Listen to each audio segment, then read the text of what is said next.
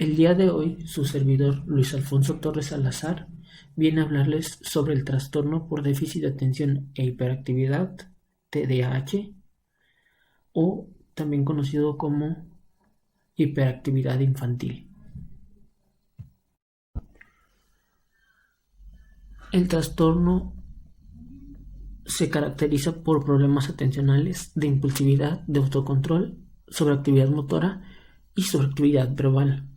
Estos son inapropiados para la edad que tiene la persona, en este caso el menor. Asimismo, para poderse corroborar este trastorno, debe de haber ciertas pruebas y evaluaciones por distintas áreas para corroborar que no exista problemas o alteraciones a nivel neurológico, sensorial, del lenguaje o motor a un nivel grave, además de que no haya un posible retraso mental, ya que esto podría causar alteraciones en ese diagnóstico y debido a esto no se puede catalogar o considerar que el niño sufre de hiperactividad infantil o trastorno por déficit de atención e hiperactividad. Hay diversas características para poder generar un buen diagnóstico, pero para ello se deben cumplir 6 o más de los criterios que se presentan tanto en las imágenes como en algunos aspectos muy similares que voy a mencionar a continuación. Dentro de ellos se ve o se percibe que no hay atención suficiente a detalles que ocurren de manera frecuente por ciertos descuidos, además de que hay dificultad para mantener atención. Asimismo, escuchar cuando se le habla directamente, no sigue instrucciones y no finaliza las tareas o actividades que tiene que realizar. Por otro lado, también hay dificultades para organizar tiempos, tareas y actividades. Y por último, evita o le disgusta realizar actividades que requieren esfuerzo mental como trabajos escolares o domésticos. Todos estos puntos o aspectos están centrados dentro de actividades académicas o tareas escolares que el menor tiene. Deben ser 6, como lo dije anteriormente, 6 o más de estos signos y síntomas que se presentan dentro de 6 meses, dentro de ese lapso de tiempo. Estas características son presentes o están presentes o en el lapso de tiempo dentro de hiperactividad como de impulsividad, que son los que se muestran en la siguiente diapositiva, en la siguiente parte. Algunas características que tienen las personas con este trastorno dentro de la impulsividad son que son personas que no respetan tiempos, no tienen dificultades para esperar su turno, interrumpen demasiado y se inmiscuyen en cosas que no tienen nada que ver con ellos, además de que se entrometen en conversaciones, juegos en las cuales no está participando. Por otro lado, dentro de esta misma impulsividad hace que tenga muchos roces con las personas y no tome en cuenta al entorno que tiene, y muchas veces esto genera que no tenga ese entorno social que él quisiera para poderse desarrollar, y genera que esto provoca que tenga una menor causa a su favor para que lo apoyen y lo beneficien, por lo que son muy pocos los amigos que tienen estas personas para poder interactuar y demás. Cosas que hacen con otras personas, puede ser en el trabajo, en la misma escuela, con sus hermanos. Entonces es muy complicado para ellos tomar o hacer cosas sin pasar esos límites de responder cosas, de interrumpir y demás, y de ser muy hiperactivos, o sea, de estar, como lo mencioné en la diapositiva anterior, de estar moviéndose, no estar tranquilo en un solo lugar, sino que habla muy rápido,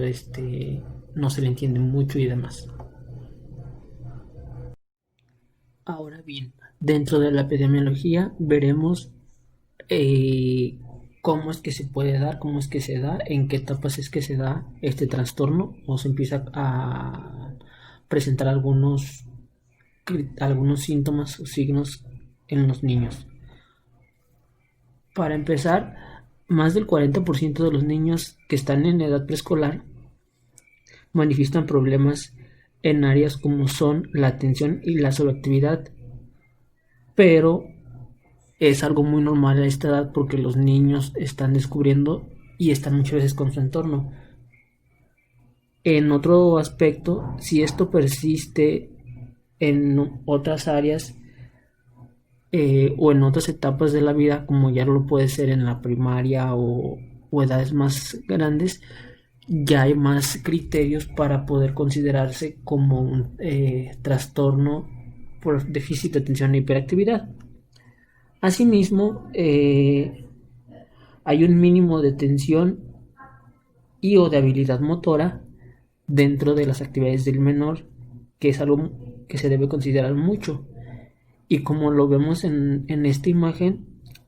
en la edad escolar es cuando ese trastorno incide con mayor gravedad en estas personas, o sea, en niños. También hay que considerar que muchas veces los docentes o papás ven estos aspectos y creen que ya tienen este problema de hiperactividad, mas no puede ser así o considerado así hasta que se hacen las evaluaciones pertinentes. Y muchas veces los que hacen este diagnóstico erróneo en esas etapas erróneas, en los momentos digamos un poquito más inciertos, son los maestros por las actitudes que los niños toman dentro del aula. Esto es un factor importante a la hora de hacer las evaluaciones y que vemos específicamente dónde viene el problema y si hay como que antecedentes también de que pueda haber problemáticas desde el nacimiento que provocaron esta situación. Entonces, por eso, como lo mencioné en la primera o segunda imagen, debemos de tener en cuenta que no haya problemas más graves y hacer estudios en las diversas áreas, como pueden ser estudios neurológicos, llevar al menor a sus citas médicas para corroborar que no hay otros problemas que generen estos pequeños problemas o desfases con sus actividades, sino que si sea algo, eso nos va a ayudar para que sea preciso y más exacto y poder tener un mejor criterio para poder evaluar y diagnosticar con TDAH. Dentro de la evaluación se ven distintas maneras en las cuales se evalúa para ver si es realmente el problema que ellos dicen que el niño tiene o que los maestros informan que el niño presenta. Dichas formas de trabajar para poder mejorar el posible diagnóstico y que sea un diagnóstico más certero son las entrevistas clínicas. Estas son dirigidas a los padres, a los maestros y también al niño para preguntarle cómo es su día a día y de ahí partir para ver si hay problemas en su casa, si hay algún otro detalle que esté afectándole y por eso sea así, se comporte de esta manera. Otra manera, ya para evaluar más directo con el niño, es a través de escalas o cuestionarios que igual se le pueden aplicar, por ejemplo, los cuestionarios a los padres y a los maestros para ver qué cosas son las que hace, qué cosas son las que no y en qué momento se comporta el niño de una manera más adecuada o acorde al momento. Por otro lado, debemos considerar que un punto muy importante y una característica que debemos de tener en cuenta es la observación de lo que el niño hace y por qué lo hace, para poder determinar qué problemáticas están influyendo y si eso que influye genera este trastorno. Ya generándolo, pues es más fácil tener bases para poder trabajar de manera más frecuente y de manera más seguida con el niño y darle un buen seguimiento y un buen tratamiento. Por último, para cerrar, les hablaré de los posibles tratamientos que puede tener una persona que está diagnosticada con trastorno por déficit de atención o hiperactividad, asimismo hiperactividad infantil. Uno de estos tratamientos es el tratamiento farmacológico, el cual comprende de la toma de medicamentos por parte de la persona. Obviamente estos medicamentos están dados o recetados por un profesional con el cual él asiste para tener un mejor rendimiento y un mejor control de su trastorno. Asimismo, existe el tratamiento cognitivo-conductual o tratamiento psicológico o psicoterapéutico, el cual va a ayudar a la persona a entender y comprender por qué actúa así, qué puede hacer para mejorar sus problemas o situaciones donde se comporta de esta manera y reducir estos problemas o estas desatenciones y por ende mejorar su calidad de vida un poco, tener también mayor contacto con las personas y rodearse de personas que lo ayuden para beneficio de él y de los demás. Por último, el tratamiento combinado, el cual consiste obviamente en un proceso terapéutico y un tratamiento farmacológico, el cual va a ir adaptado para que la persona, en este caso el niño, tenga mejor funcionalidad y vaya entendiendo el porqué de su situación. Obviamente, teniendo en cuenta el tratamiento farmacológico, es necesario saber que son medicamentos adaptados para su edad, peso y problemas que él presente. No puede ser que le afecten con un efecto secundario que la medicina presente, que con la medicina del presente, pero no